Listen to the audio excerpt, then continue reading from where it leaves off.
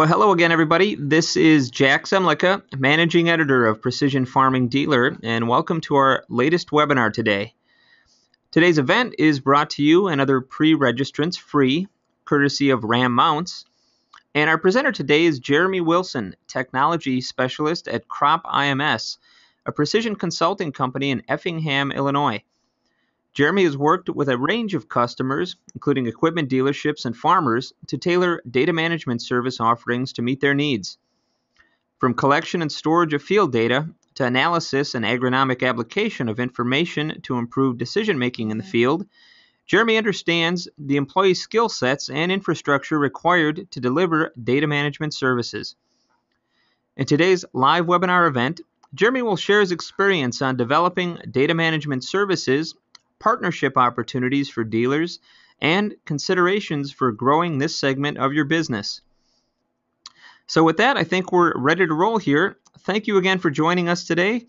We're now going to turn things over to Jeremy to begin his presentation. Hey there, Jeremy. Yeah, thank you, Jack. I'd like to take the opportunity to thank everyone for joining this webinar today. And as I said, I've titled this presentation, Digging into Data Management Service and Services and Other Things that we offer.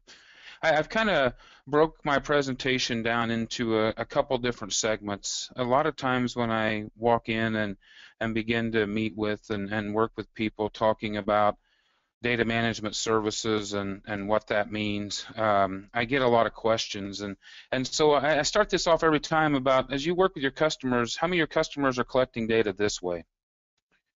Or then we have the proverbial thing, we forget that fancy notebook and we end up with something like this to record information. So I'm going to start the presentation by talking about some data, and this is real data. It come off my father's farm, and I collected some of the data and he collected some of it, and I'm just going to talk about some of the entry-level things as a dealership that you can begin to offer that really doesn't take a tremendous amount of work on your part or a lot of people. And then the second half of the presentation, I'll break down and talk about different ways that you can build this service through your dealership, different avenues that you can take to develop that. So I've got some more questions for you. I talked about how they collect their data. How many of your customers today are using the technology on the farms that you've sold them for more than just guidance purposes? A lot of people, as I travel around and they talk about, yeah, we're heavily involved in technology, and I work with my growers and do a lot in technology, and then a lot of that is guidance, but a lot of our customers have considerably more technology that are being used for more than just guidance purposes. Just think about your dealership and how many of those today maybe are doing advanced planter monitoring. They've got guidance with it, and then do some form of advanced seed-to monitoring from any of the companies that's available. How many of them have a yield monitor? I know a lot of people laugh when I talk about we need to just go revisit yield data and yield monitors because it kind of seems like a thing of the past as we've looked where we've moved now. But we do have a tremendous number of yield monitors out there that don't even have GPS equipment connected to them. But those that do, there's a wealth of opportunities just with a guy that has a yield monitor with GPS collection equipment on it, if we've calibrated it properly and are going to use that in some decision-making tools. So it doesn't do me any good to tell you, all about it if we don't understand what it's for. And the reasons that on my operation, and I'll be fully honest, me and my dad, every implement that goes to the field, and even when we're walking, there is some type of data collection equipment there that we're gathering some piece of information that we can use in analytics as we move through the growing season and then go back and look later. So we need to build this history over time. We make observations, or we run tillage equipment, or we run the planters across the field, and if we're not documenting that through good data collection, we lose that history over time. It gives farmers the necessary information for analytics and reporting. Touch briefly on analytics and analysis and reporting both here in the next few screens. The big reason that we do as much work in data management and providing this service to our customers is to verify results of agronomic changes. You may be a dealer that works with an input crop supplier. You could even be an input crop supplier yourself. And we're seeing new agronomic applications of maybe even some older products in a new setting. And we get hybrid and variety changes every 2 to 3 years. It seems like a hybrid's left the lineup, and we've got to make a decision on what we want to bring. So we need to verify these agronomic changes. The tools to do it, a lot of you guys sell this already today, and I'll talk about some things we can do to make it better. I mean, the first tool is a properly configured display, and you may laugh at me for having that as my #1 item for good data collection, but a number of times we get displays or field computers, whatever you want to call it, inside these tractors, and the first time they get put in, maybe to hook up to a planter, they're set up, configured, everything's working properly, and then it could be a case of a farmer or maybe someone behind us has come in and moved that display to another tractor for another application, and then it's not necessarily configured the way it needs to be. Quality GPS receiver, and I stress heavily on quality. When I started in this field, quality GPS receivers were very, very expensive, and now we've got a GPS receiver. I can, probably find you one on the internet that lets you record data for probably $50. But is that going to be the quality of data we need to use these, to do some of these analytic tools and processes that we talk about? Probably not. I'm a very big supporter of RTK, or real-time kinematic, when we're getting into some very intense data management services. But even a quality WAS GPS receiver or OmniStar can record a lot of the data that we're talking about. The last, and I can make the case, is probably the least communicated one of it all, is to verify all operators understand how to use the displays in the cab. We do a really good job of training the person that saw the value in the display or wanted to buy the system, whether it was the planter monitor or yield monitor or whatever. And as dealers, we all do a really good job of training, that guy that we met, and maybe is at a trade show or maybe is a farm visit. We do really good at training those guys and getting them up to speed how to run those displays. I've got an example at the end of the presentation that will give you a little understanding of the value of making sure all operators understand the displays in the cab.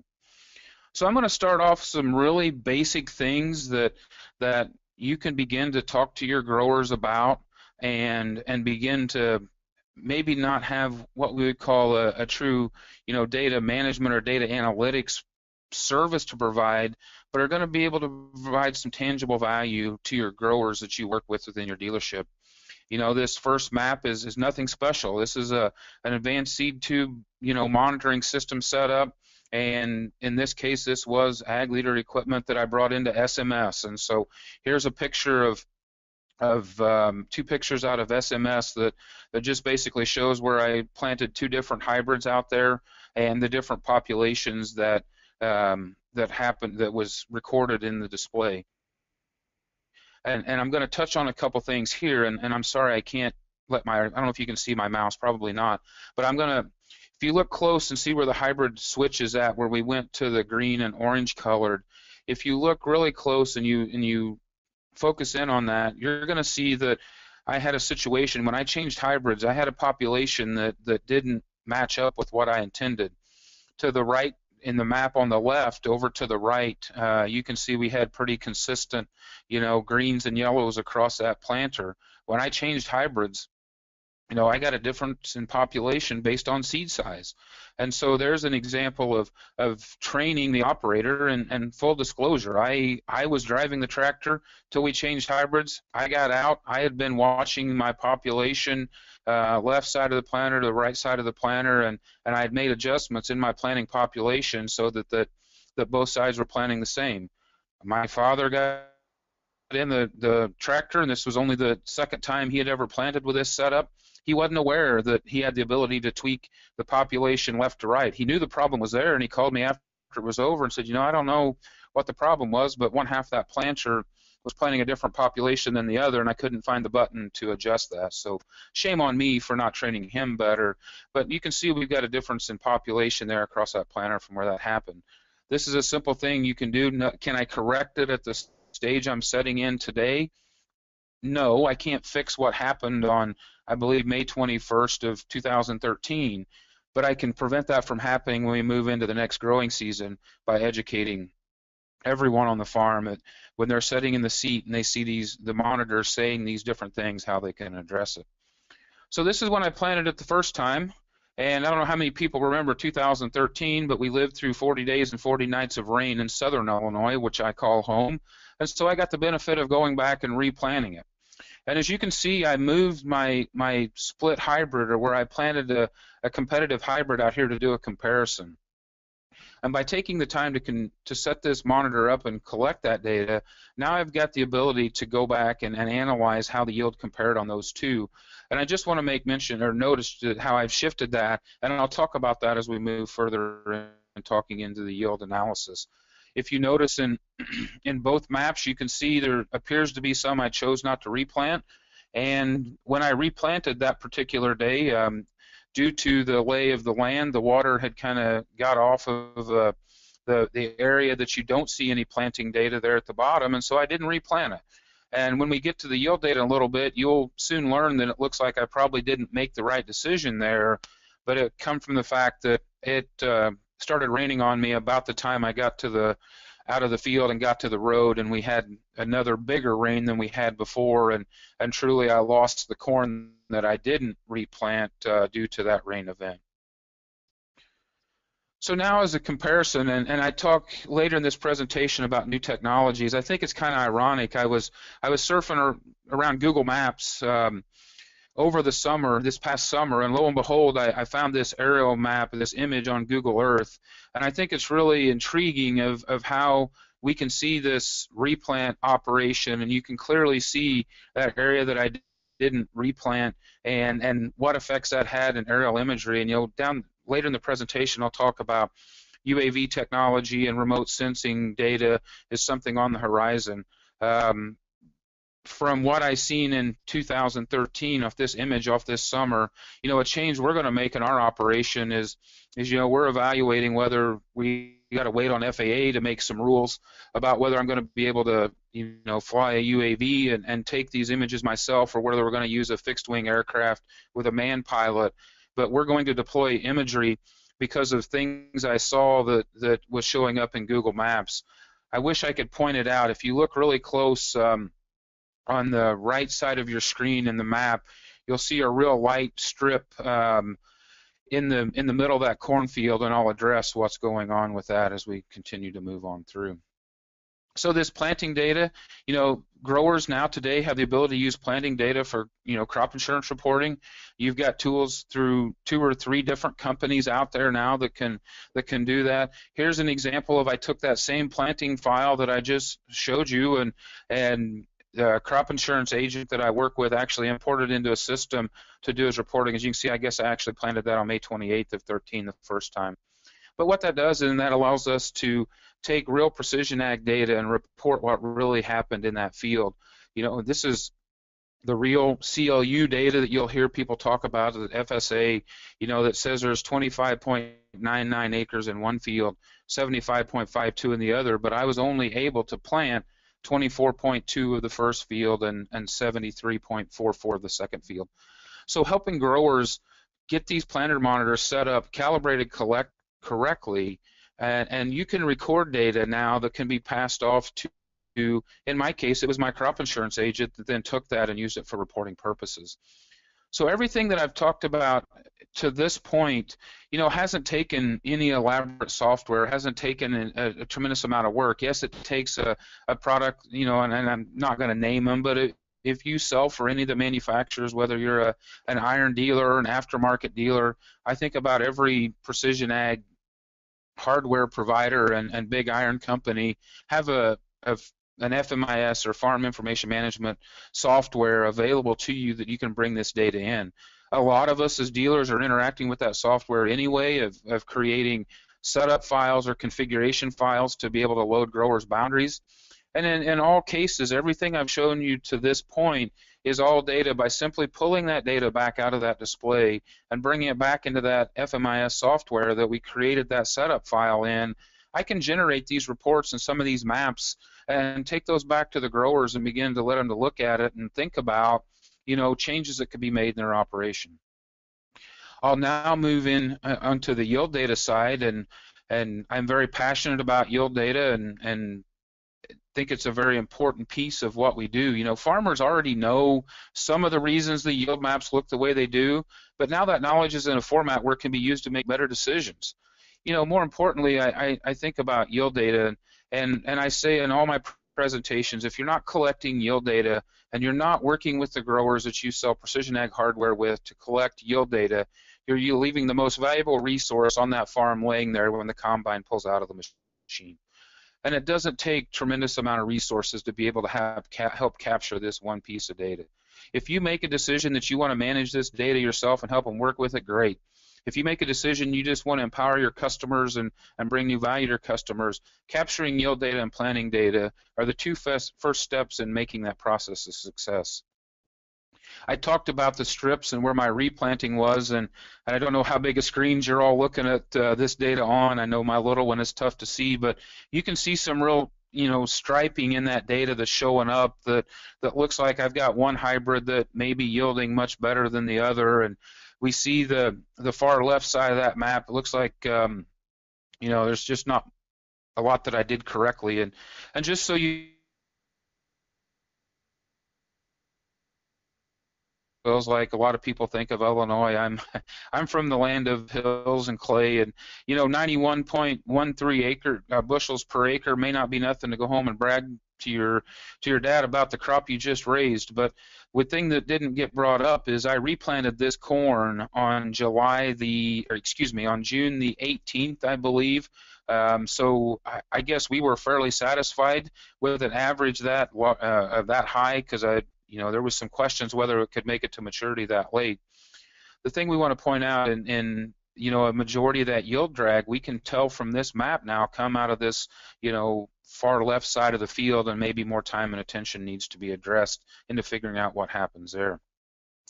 I told you to make note of that light area we saw, and if I back up a screen, you'll see the yield data shows the same thing. I wish you could see my cursor, because you can see there's a big bright red streak out in the middle of the yellow and green in the south end of the field, pretty well to the right side. If we move forward and look at the anhydrous application, I made the comment that every implement has technology on it. This is actually the true as-applied data of anhydrous ammonia applied to the field. I talked about the training and education side. We actually changed operators in the field when we were applying ammonia, and the young man who does all that for us is very good in technology. He knows knows how to run it as well as anybody. But we changed operators, and lo and behold, the operator forgot to turn on the master switch to make the ammonia apply. And if you look on the left, you can see the strip where there's absolutely no ammonia application or anhydrous application there, and look how that correlated to yield. Another thing I zoom in on the map for, if you look really close in that Google imagery, you can start to see some dark green strips with some light green strips and other things. And this is another reason we're going to look at doing some imagery. We didn't see a problem. The data coming out of the toolbar looked like we were getting the product applied as we thought it should. We made some changes in 14, and lo and behold, we found out we had an issue with the cooler that operates our anhydrous ammonia monitor. And so we had some hardware issues that, as we've researched it now and went back and determined, we had some issues with our application equipment that was causing the striping that you see. And if we back up to the yield, what looked like might have been a hybrid or variety change there that made a difference in the yield. Lo and behold, after further research and really dig deep into this data, we come to realize the dark green strips were right behind the tractor where the vapor lines, if anyone's worked with anhydrous monitors, you have 2 or 4 bypass lines that go down to 2 row units to let off excess vapor. And come to find out, through a cooler issue we had more nitrogen applied into a strip right behind the tractor. And so I guess I put this up here and talk about it and say that, this did take some higher end software to be able to sort that out, but the on the horizon is these new forms of imagery and things we're going to look at it. And the data doesn't tell us everything. There's times we got to have boots on the ground and feet out there standing toe to toe with that grower to be able to understand some of the things that's happening, in the data and as we try to analyze it. One other tie for data like this is yield for crop insurance APH reporting. There's this form out there that you can work with your grower to get filled out to validate his calibration of that yield monitor. Highly likely, if you sold the yield monitor, you're the guy out there helping calibrate it as well. And then making changes in your operations to help this grower fill out a simple form that's approved through crop insurance now brings a new level of value back to that customer, because now he's got yield data that'll meet the requirements to do his actual production harvest reporting or APH reporting at his crop insurance. Sometimes yield data tells us more than just what the corn yielded, and I pick yield data. Yield data is probably not one of the best to do this on, but here's an example of taking elevation data. So all of our equipment is RTK. So we've got sub-inch accuracy, horizontal and vertical, and so this is just an issue of taking yield data and showing the elevation and determining where there's could be surface drainage issues. I said before, I'm from Southern Illinois in the lands of hills and clay. This happens to be a very flat field. It's got a high clay content. We really struggle to get water down to the soil profile, and a lot of our yield drag had come prior to us doing some water management changes, had come from surface water issues. So we've taken planting data and yield data both and viewed the elevation data of that to make some decisions on surface drainage. We've also are going to attempt to do some subsurface drainage on this field. There happens to be a fairly good sized waterway there to the south that we can dump some field tile out, and we're going to be putting some tile in here to try to catch some of this water and help manage where that goes to prevent water from limiting our yield. I'm going to show you one last thing I did in 2011. This is old data, but and if you're traveling around, we've got every, I think, seed company alive, providing ways to do variable rate seeding recommendations. And I'm not using this example to tell you that I've got yield, planting recommendations or knowing what to do with yield to make decisions on planting. It's just another basic example of ways that you can take very basic data, being planting data and yield data, and begin to look at it to make some decisions.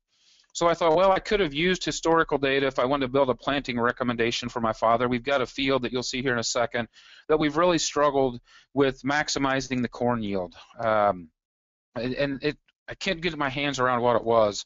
And so I thought, well, I could look at soil maps, and I could bring that into my software, and I could possibly build some, some recs just off soil maps.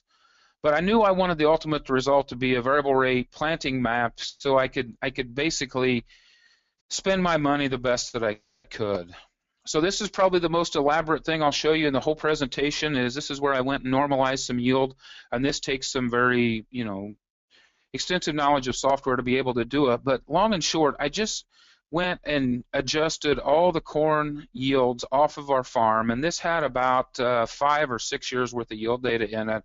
And I just went and normalized it to begin to figure out where in the field was I making money and where in the field was I losing money.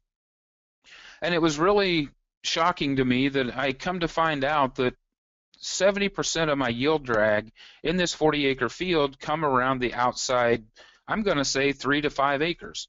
Couldn't understand what it was. I mean, the lay of the land told me that I knew that center ought to be pretty good, because in a dry year it was a little bit of a low area where water went into it, but it wasn't so low that, in a wet year the water could still get away from it. So I just took that and said, you know what, if 5 years tells me I can't be profitable in pushing the yield in that red area, I'm just going to pull my plant population back. I'm just not going to plant as much seed there. But in my better areas where I consistently had better yield, I want to know what it looks like to push that population and maybe not spend any more money on what I would to plant that crop originally, but spend the money more wisely. So there's nothing magical that I did. I just took this map and decided, you know what, our average planting population was around 30,000 seeds per acre. I just decided, you know what, I'm going to try 36,000 in that very best area of the field, and I'm going to pull that lighter area down to 24,000. When it was all said and done, I told Dad I won't spend any more of your money. Well, I kind of failed. I spent just a little bit more money because the true average population across the field, if I remember right, come out around 31,000, 32,000. So I did up the population just a little bit. Kind of ironically, here's the yield map from 2011. If you look real close, and you can see I also live in the land of oil production. And if anybody remembers what happened in 2010 and started 2011, oil prices went up and they started drilling wells everywhere. So my management decision didn't make me any money, but an oil driller did. But if you look at the map and you look where the best yield is at, you know, that year I averaged 117 bushel an acre, and that's probably as close to as good a corn as we had raised there on a field average, maybe even just a little better. But I think it's kind of ironic. If you look in the middle where I pushed that population, I also got a yield response out of that.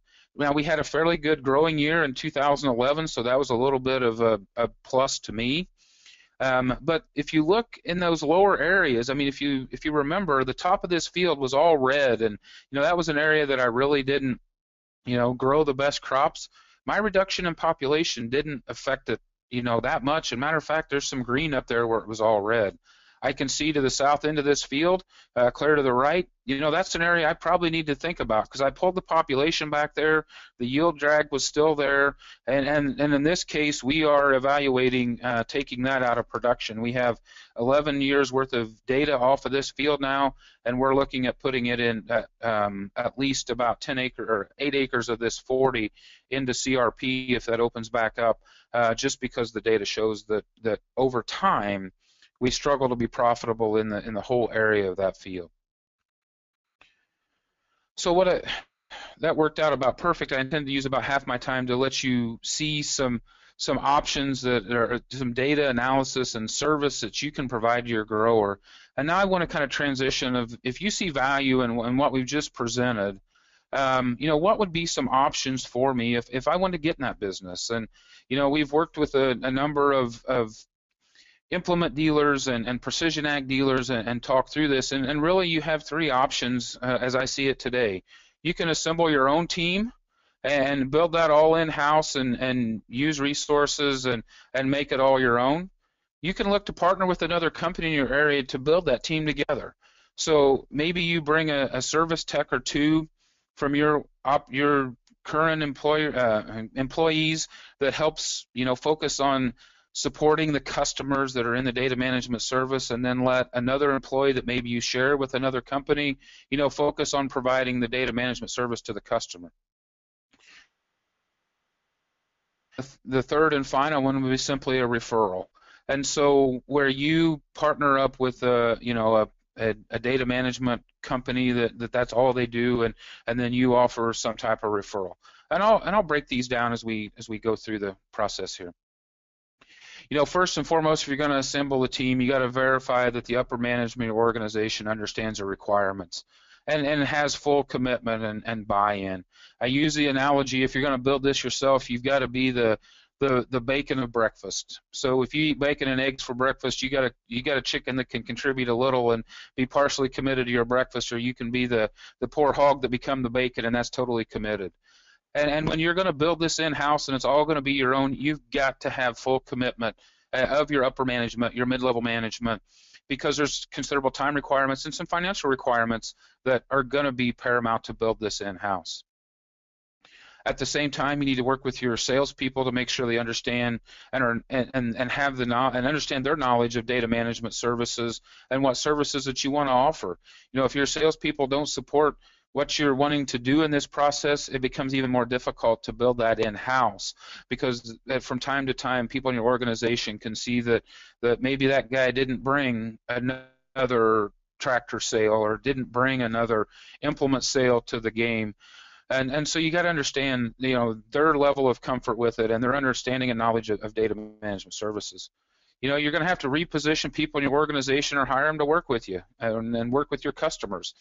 I say reposition because I find a lot of times when we work with dealerships and I talk to fellow people in the dealership business, they're like, I just didn't know Joe understood how to work on computers and wanted to work in data management. He's a great mechanic for me, or he's a great salesman for me, or you put the title in front of it. So I stress reposition because some of these dealerships and that we walk into and we work with, the people's already there. We just don't understand they carry those skill sets. The advantages to that, customer needs are met by people within your organization. I don't think I need to explain that. I mean, it's still that same brand. And I say there's no replacement for keeping your brand in front of the customer. That's probably one of the most things I'm passionate about is in our day of social media and all the other things that are happening, whether it's our traditional media or social media or all these other places, it seems like I struggle to keep my brand in front of that customer as much as I need to be because I've got competitors that are working as hard or harder to get their brand in front of them. And I think it brings a new value proposition to your salespeople. If that's a service that you provide through your dealership, now that tractor salesman or that planter salesman has another tool in his toolbox and another reason that customer needs to continue to do business with you. Obviously, there's disadvantages of this model. Financial commitments are high. Employees must understand the value of these services. And last but not least, I can't hire the right people. And, I can't really say one disadvantage is higher than the other. These three are all, key pieces to making those decisions. If you're going to partner with a company to build it, you got to make sure that your upper management must buy into the partnership. And it doesn't take the kind of commitment that maybe what it does if you're going to build it in-house, but it still takes a pretty high level of commitment and buy-in to that partnership. Your salespeople within the dealership, need to understand the value in the partnership now. If you're going to provide it in-house, we probably need to completely understand the value of the service we're providing and what that means to your customer. But in this partnership, it's a challenge to get some, and I pick on salespeople. I don't intend to do that on purpose. It just seems like they're the ones that the question first. Well, why is Joe doing this with X, Y, Z to do it? Why can't we do it ourselves? And so you need to understand that and work with your employees so they understand. And you must understand the role of each company in the partnership. And you may laugh at that, but it seems like inevitably if you're in the data management business and you're providing this service to the customer, inevitably we end up having to work on this display or work on that display, and some of these partnerships, there just has to be an understanding that there's times that data management person may need to fix something to keep this thing going, and that's not a negative. It's not negative to the dealership that it wasn't fixed. We just identified it and we fixed it. We're not trying to replace that person.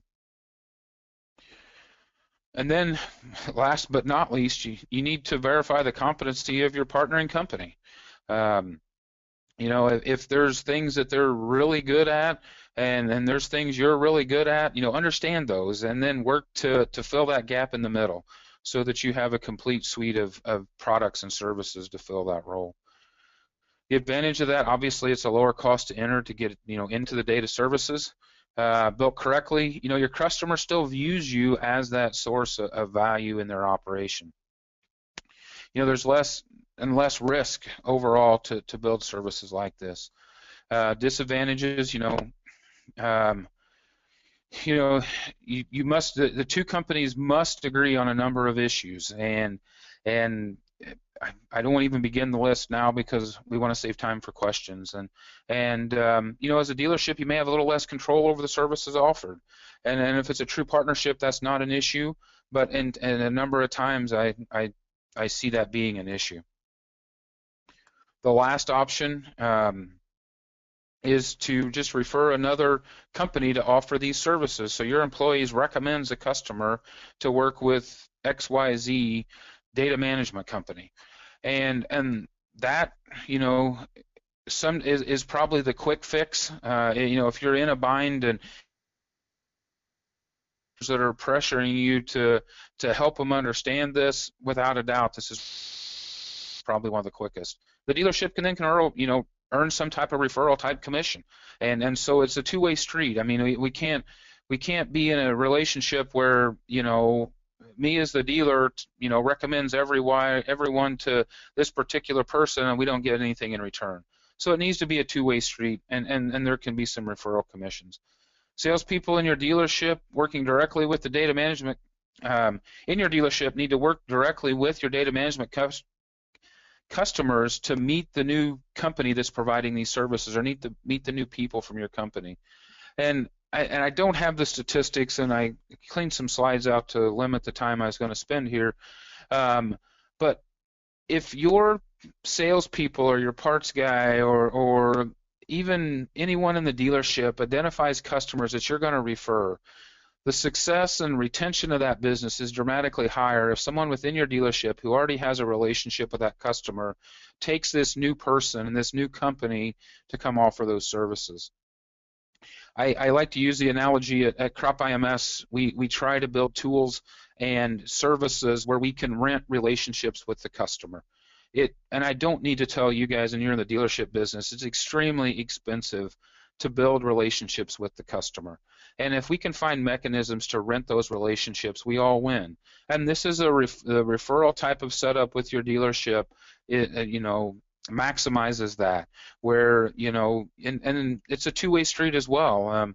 I can name examples of places that implement dealers refer at one company to do data management services, and then if any question comes up about particular iron, they refer that customer back to to that same dealership, or maybe in some cases it might be a data management company, a customer that has never done business with your dealership. And I've seen that example a number of times, and a customer standing there with me going, I buy equipment at XYZ, and they just don't get why I need some of this technology set up the way they do. And so we've seen that be a two-way street, and actually the recommendations go both ways, and that's incredibly valuable for both people on both sides of that. The advantages, it's less commitments required at all levels within the dealership. The salespeople still can offer a data management solution to the customers that's asking for it, and both companies continue to do the things that each of them is best at providing to their customer. So that lets the dealership be the best they can be at selling iron or aftermarket technology, whatever you may be a dealer of. And the data management company that provides data management service to their customer, they can focus on that. Obviously, the disadvantage is, a little less brand recognition, and you got to be aware of that. Is there? I think it's minimal, but I think you need to be aware of it. I said in the beginning, at the very first one of building yourself, there's no replacement for continuing to bring brand recognition. You also got to be aware of partnering with the wrong company, can affect your brand. And so partnering with someone that maybe doesn't know how to provide the services or the tools that as best they can have an adverse effect on your brand as well. Let me back up a slide here. As we look at all these services, pricing on all of them and how we arrange, and you can arrange relationships with companies that you want to partner with and do things. That's a very tough thing to put into a presentation and talk about.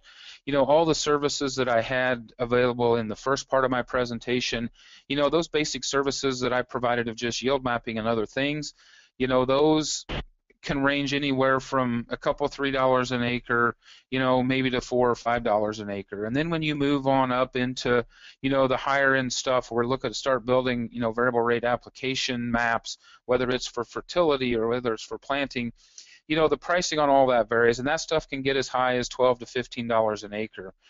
So I struggled with putting one slide together that, give you a breakdown of cost and returns on investment, because a lot of that's going to hinge upon how you decide to build this service within your dealership, and more importantly, what service you want to provide. If all you're going to do is the basic planting map reporting and other things, that cost to the customer is relatively low, but so too is your investment in creating that information for them. The last part of my slide, I talk about some future technologies, and we may have to cut it off here to open up some time for some questions. But I'll hit these real quickly. I probably won't go into a lot of detail on them, but the new technologies on the horizon that's going to affect our business and make having data management as a service from your dealership more important. You know, we've got UAV technology coming, we got satellite imagery, remote imagery, we got more advanced field computers and higher accuracy GPS. Those are all great, but if you look at them, there's one common thread. All these technologies lead to more data being collected that'll need to be managed. And I guess that's the heart of why I'm so passionate about providing a data management service to your dealership, is because we've got all these outside effects that's going on with our customers today, and some of them affect us directly. You know, we may be selling that more advanced field computer. We're probably selling that higher accuracy GPS, and that just equals more data. So the three I think that's on the horizon that affects us the most is 4G LTE internet coming to rural America, cloud computing, and wireless data transfer. And like I said, I'll skate through these really quickly to leave about 15 minutes for questions. But you know, today in my front yard, standing on my cell phone, I got a faster internet than I have on my cable DSL. You know, 4G modems are going to be installed in farm equipment any day, which is going to allow for more advanced functions that we haven't seen before. And this is just going to change how data is moved, or even GPS corrections are delivered. Cloud computing, and this will be online where you can have this presentation for later. I won't go through all that, but cloud computing is basically a virtual server setup where you can rent horsepower and processing speed as you need it. This is a huge deal if you're going to build data management services through your dealership, because now you've got the ability to do more analytics. And you know, computers are cheap now, but the big computers we need to process these large data sets are still very expensive. And using these virtual servers, it keeps the cost competitive, where you can afford to offer these services to your growers. And now the growers have access to analytic tools that even make better agronomic decisions. I've got this slide in here because every time I do a cloud presentation, the next thing that comes is it secure? Yes, they are secure. You do need to do some investigative work if you're going to use it. You can request a security audit and documentation of that. They'll also provide you documentation of where your data is physically housed. And just like a server-based solution, you must trust the people that you empower with your data. The next question that comes, and you're considering using one or building one, is my data stored in North America? Can I have a copy of your security audit? And where's my data go if you decide to exit the business or go sell to someone else? The cloud's not a scary place. You just got to do your homework before you buy or subscribe. Wireless data transfer is without a doubt the biggest thing that will make data management as a service through your dealership more easily to build and support, because this data moving, and I'm not going to pick any in general. Here's the obvious suspects and the ones we hear the most about of wireless data transfer, whether it's from Trimble Connected Farm, Raven Slingshot, MyJohnDeere.com, AGCO's Fuse Technologies, AgFinity from AgLeader, AFS Connect 2. The value to the grower is real simple. Important operational data can get to a trusted service provider quicker. Especially yield data, if you're using it for variable rate applications, these maps can be created more timely and provides a backup of your important agronomic data in case of a field computer crashes. I don't even want to talk about that. I know we sell precision ag hardware as well, and that's one of our biggest struggles as a guy gets in the data management space and we provide that service to him is, oh my Lord, what happens if my field computer crashes and you haven't pulled the data? Well, and using some of these wireless data transfer tools, we can now accomplish that. So things to consider, and this is my list of questions that I get every time I present here as well. Who owns the data after the data is transferred? Plain and simple, I think if you look around, about every or a majority of the services say the grower owns the data. And as a general rule, and you're in the data management services and you provide that service to your customer, that's going to be paramount because growers believe they own their data. The more question I'm concerned about is what will the service provider be doing with the data once it's transferred from the cab? This is the one that really separates a lot of the services apart, and you need to do your homework before you pick one, because very few people ask about what the service providers are going to do. Most people are worried about who owns it. Everyone's comfortable with them owning it. I just need to know what they plan to do with that data once it's there. last? How long can it be stored there on that server provider system? A lot of these systems are not built for long-term data storage. They're built to move it off the display quickly, let me get at it, get done with it, what I need, and then we need another mechanism to archive that.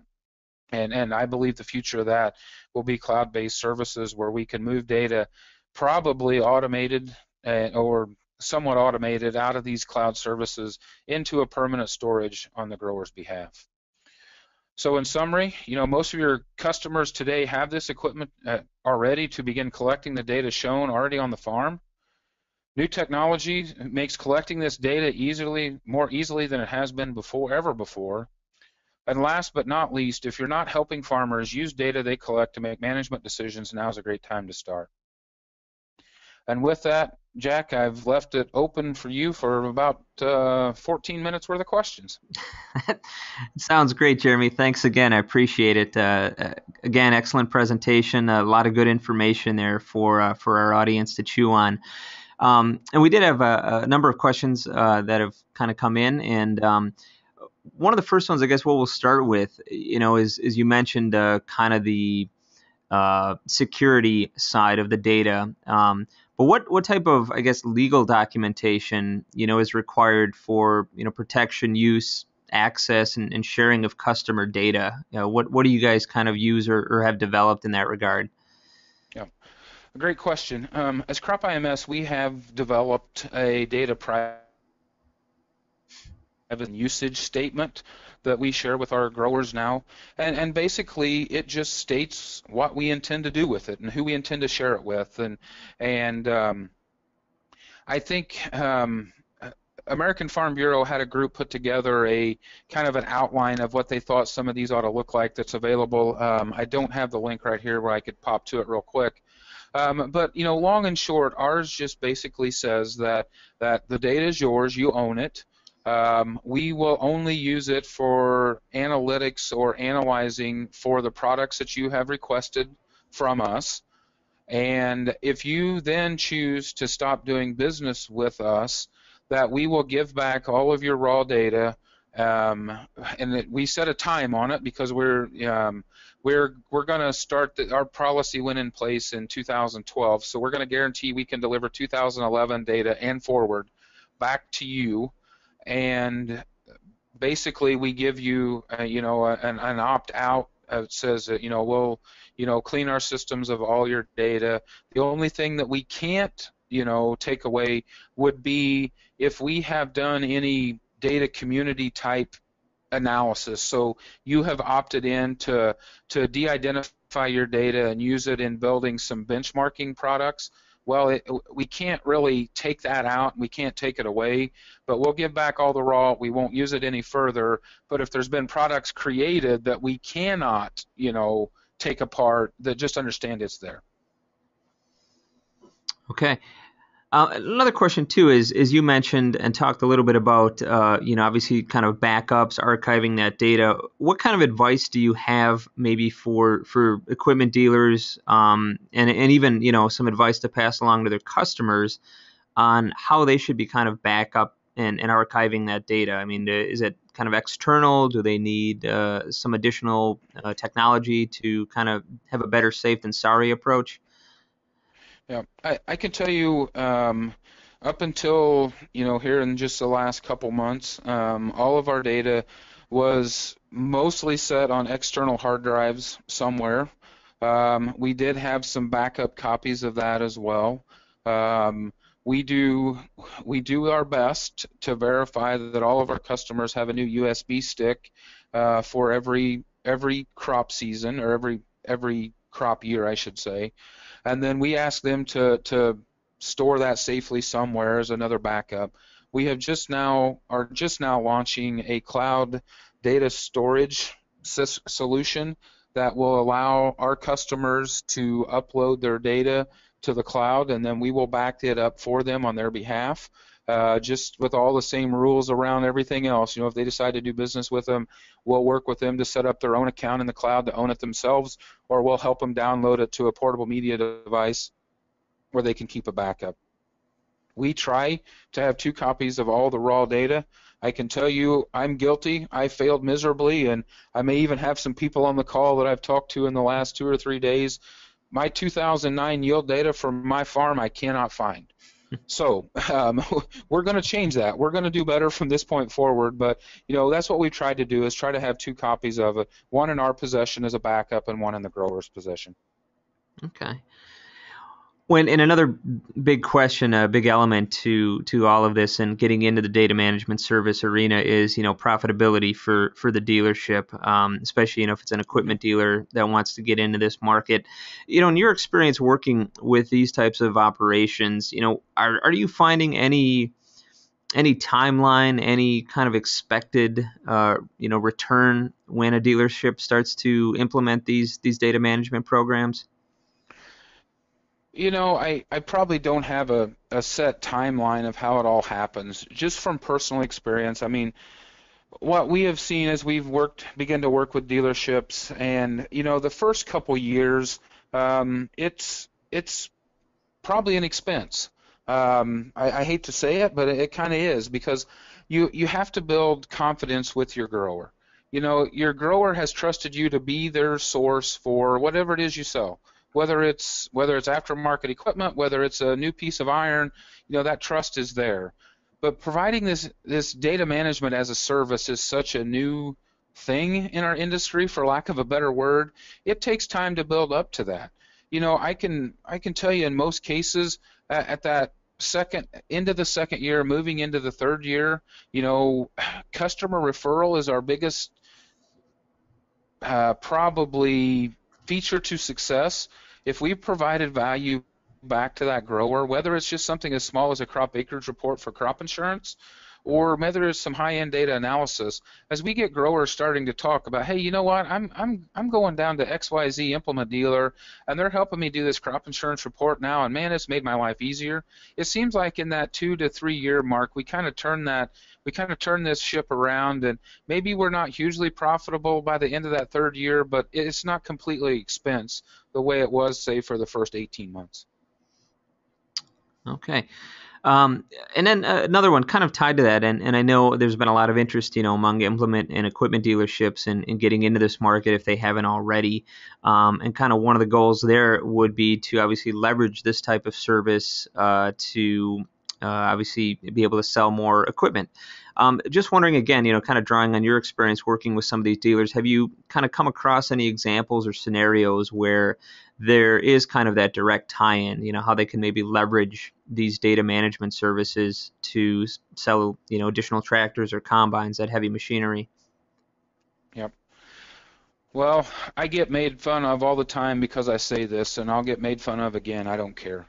We have to, all of us in the agriculture sector have to come to realize that precision ag is not a segment of its own, and we're not a bunch of techno geeks that just want to play on computers all of our life. This is becoming production agriculture. This technology in the tractor is becoming as vital and as regular as the iron itself. And so I guess I struggle to find a way to say, you know what, you're going to go sell this many more tractors or this many more planters because you're doing it. It's more of keeping up with what our customers are going to be asking for more and more as we move forward. I've been working in the business since '97, basically, and it is really a shock to me in 11 and 12 as I was working with customers and says, I may have to find somebody else to work with because Joe dealer over here doesn't understand why that display in the cab is just as important to me as the planter coming out of the ground. And so we're starting to see now that this technology is mainstream agriculture today, and it more reassures to your customers that you understand where our business of agriculture is going, and that we're being proactive in this, and we're not just throwing it off to the first warm body that thought they understood how to make a field computer work. Is that in your dealership, I'm making a financial commitment to help you work with this data and provide this service because I know this is where production agriculture is going, and that's a vital part of your business. So I guess I see it as maturing in your dealership and staying as viable to the customer tomorrow as we were viable to the customer of 10 years ago. Excellent. Well, thank you again, Jeremy, and that's about all the time we've got for today's webinar. Just a reminder to everyone that today's presentation and audio will be made available on the Precision Farming Dealer website. And make sure to stay tuned through our e-newsletter and daily email updates for upcoming speakers and topics in our Precision Webinar series in 2015. On behalf of Jeremy and Crop IMS and the folks at Ram Mounts, thank you for joining us again today for this webinar. When you leave today, a short survey about your experience will pop up. Please let us know what you think of the live event and let us know if there's any topics you'd like to see us cover in future webinars. Thanks again, everyone. Happy holidays and have a great new year.